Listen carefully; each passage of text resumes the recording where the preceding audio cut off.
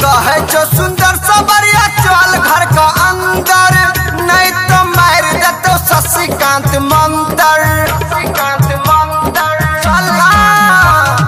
कहे जो सुंदर सबरिया चल घर का अंदर, नहीं तो मार दे तो शशिकांत मंतर।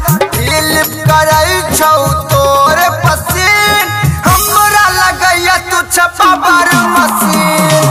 16 बरस में भगेला हसीन, हमरा लगैया तू छपाबर मशीन। अरे बाप रे बाप।